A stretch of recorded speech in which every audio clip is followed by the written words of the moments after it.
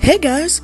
If I might sound a little different in this audio than normally, it's because it is currently 2 in the morning when I'm recording this audio, because the inspiration hit me and I've tried recording this audio about 3 times, and I always go off on rambles, so hopefully the 4th time is the charm.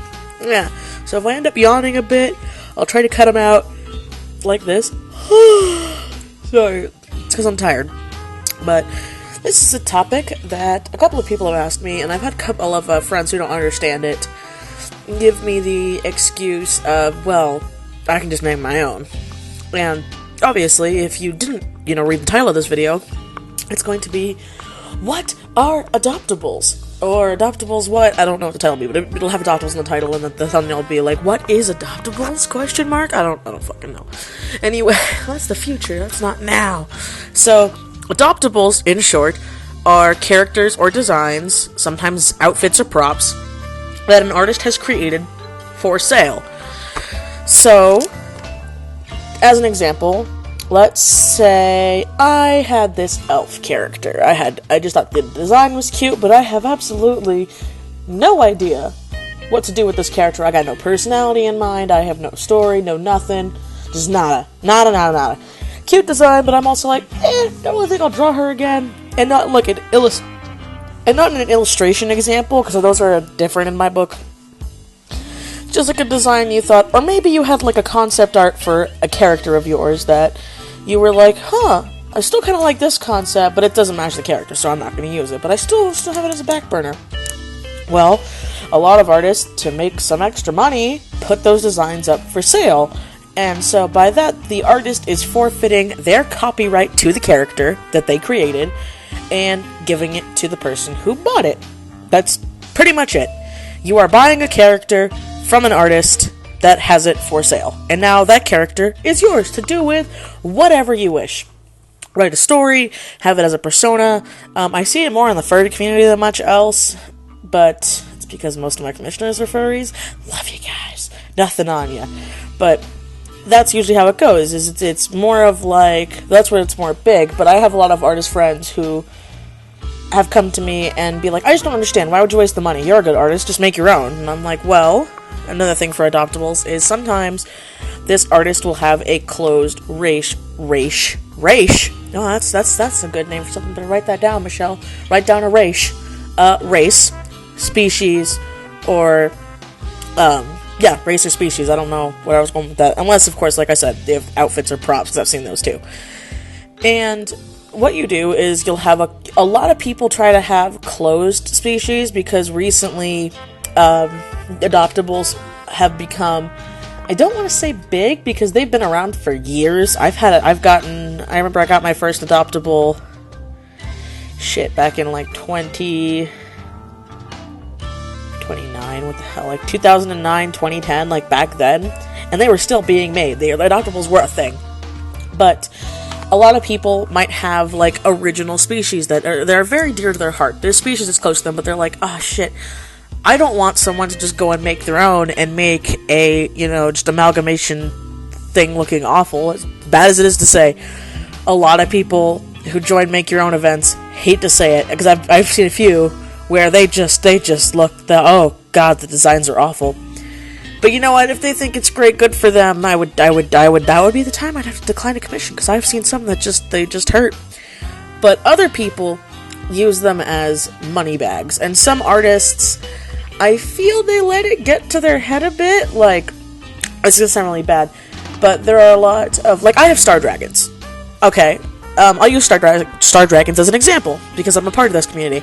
So, when I started getting Star Dragons, Star Eaters, Star Dashers, whatever, they were originally $20-something. I remember because I got Fiora, which was my very first one, back when they only had the female base, and this was done by one person, which was the creator, which was Delete the Stars / Rin something, I don't remember the other user's name, but it's Delete the Stars. They created the race.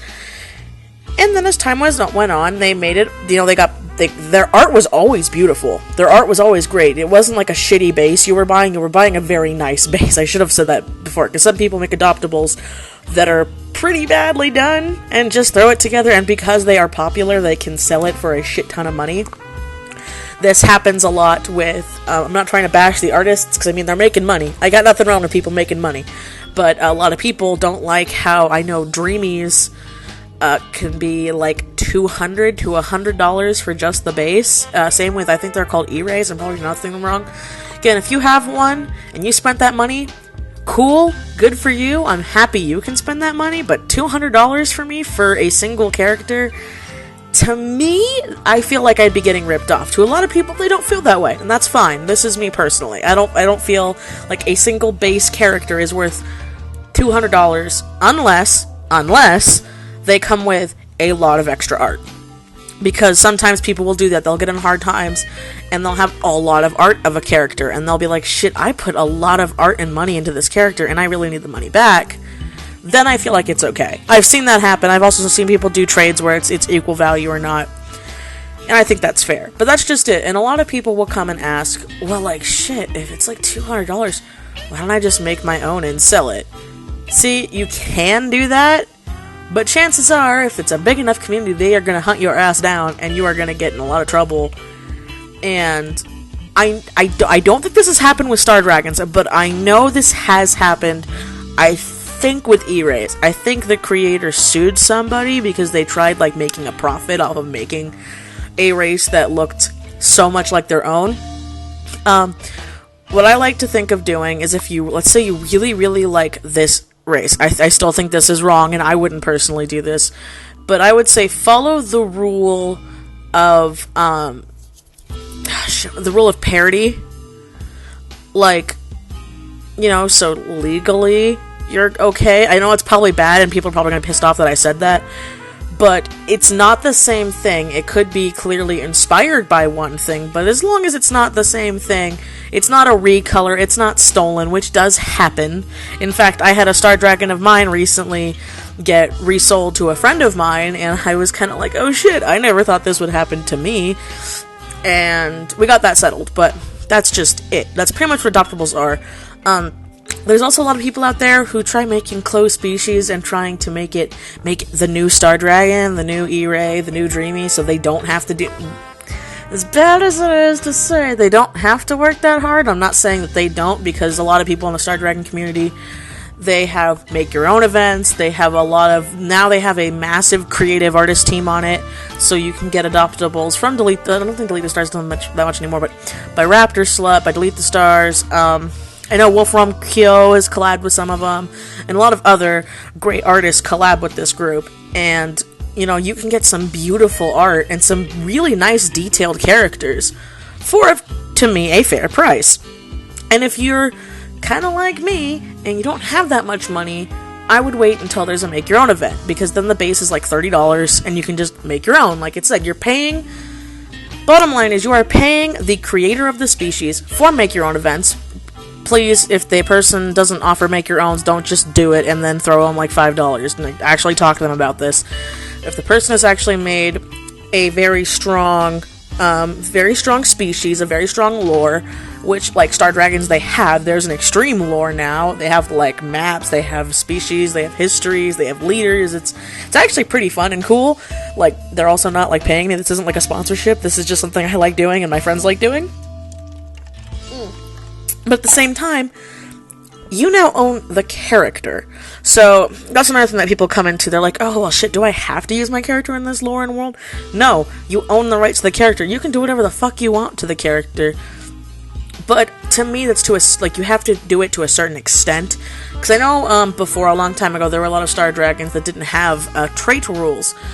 But even now, I believe they've said something like, if you're not in the community, like if you're not into the RPs, you're not into the group, you just like the design of this creature, then I'm pretty sure, I'm probably wrong, but I'm pretty sure you can do whatever the fuck you want with it, but like you couldn't make them a mate or a partner or something, you could make them like something else or something like close to it. But again, follow the rule of parity, and you should be okay, and that's, I kind of rambled on for a bit there, but that's honestly really it. Like, again, I've had a lot of people ask me, like, what are Adoptables? And that's pretty much it, is it's a design that you no longer enjoy, or you just made, and you're like, I don't know what to do with this, and I don't have an illustration for it, or whatever, and you just want to sell it and make some quick cash. There you go. a lot of people who buy Adoptables who aren't artists are just that. There are people who aren't artists and they see designs and they're like, oh shit, I would love that design. I can think of a whole story for this behind this character. And then boom, you got an Adoptable, got a character, you're done, you're good. I made Adoptables, my buddy Aerofx has made Adoptables, and a lot of other people have. And that's just it. You're buying a character, and I know I sound like I'm repeating myself, and I sound silly, but again, like I said, I'm loopy, and it's sleek. And again, if you want to be an artist who's like, well, if I want a character so bad, I'll just make my own, again, yeah, no one's gonna technically stop you, but you probably shouldn't post it online, because you're probably gonna get some hate for it. Unless, obviously, if it's like a generic character, like a cat, or an elf, or a dog person, because I've seen those too, where some people, like, they're just really, really big artists, so they'll be like, here's $300 for a dog adoptable that's just a dog, and I'm like, wow, someone bought that when it's legit just a dog. No special fur patterns, it's a dog. Okay, in that instance, I'm kind of like, just, dude, make your own dog. Like, you don't need that. But again, if it's like an original species, or it has special details and markings, and it isn't Sparkle Dog, Color Vomit, that I can't stand. Sorry if you have a character like that. I've had characters like that, and I feel like everyone has a phase like that, and then they grow out of it, but I just... Ooh. It's one of my biggest things that irritates me, is just vomit. Just art vomit. So, I feel like I've been rambling enough. I hope I made myself clear. I feel like I went off topic again and started talking about Star Dragons, but I kind of like giving examples to things and why I personally like supporting Adoptables. This is my personal Michi set of rules when getting an Adoptable. One, is it on a base? Because if it's on a base, to me, that already knocks the price down. Because a lot of artists will do that, they'll make like a chibi base. I've done that, like I'll make a chibi base, and that's why my Adoptables are like relatively cheap. Usually when I use a base, or I have paid someone for a base, that is also a thing, and that is completely legal, I make sure that I make them way less than what I paid for, like, to get the base. I'll be like, okay, I got this base for like $20, here's an Adoptable for like $5, here you go, have fun. You know, just some fun pocket change to me. And if I've used the base, then it's like, okay, how detailed did I make the character? Okay, whatever. I use a chibi base. $15, maybe $20, depending on how hard the design was. There you go. I kind of just put my time into it because the base is already done. So rule 1, did it have a base? If it had a base, again, the price has already got to go down. 2, for closed species, does it have legendary traits? Because that's also a thing for closed species. Sometimes they'll be like, okay, again, I'll use Star Dragons for an example. Star Eaters, my main ones. Their race, I think the rare trait is like angel wings, which looks really pretty, but they're like really rare to get those traits, or to get like a gem cut, because I like gem cuts. A lot of mine got grandfathered in because that was before the rule was set. But, okay, there's that. Oh shit, you know, that's gonna be a lot of money, but a lot of the times, Delete the Stars and other people, if they have auctions, will be like, okay, if it makes like $200? Okay, you got a reference from somebody. Oh, it makes $300? Reference, extra picture, another artist throws stuff in. Like, they actually have a very nice community, so you're getting more for your buck than just the base character. And I think that's fair. Does it have extra art? Again, yes or no. If it doesn't have a lot of extra art, or if the art's not that good a quality, I've seen some people get some really shitty sketches done, and then be like, oh, see, look, I did like 100 pieces of art, and each sketch is totally worth like $20 when you can look at it and clearly know it's not worth $20, and they're like, see, now my character's like $500, so I can make money. Again, I don't like supporting those people because I feel like they're scalpers. I don't like scalpers. I don't support scalpers. That's why my amiibo collection is so small. But that's just it. So, like, there's another thing, you know. And another thing, sounds pretty bad, but how popular is the artist? Because, again, I can't get mad at this, but because I don't. It'll be like, oh shit, this artist is really popular. So, because of their popularity, not so much skill level, but popularity, they can throw on extra dollars on it. And again, like I said, I'm not shitting on anybody who makes money. That's great. You're an artist that's making good money. But again, oh shit, you have a name behind you and you make just a plain cat character or a plain dog character. Nothing really special about it, and then you're like, well, see, it's adoptable by so-and-so, so look how nice it is, look how big it is. Oh, it's totally worth $300. I'm like,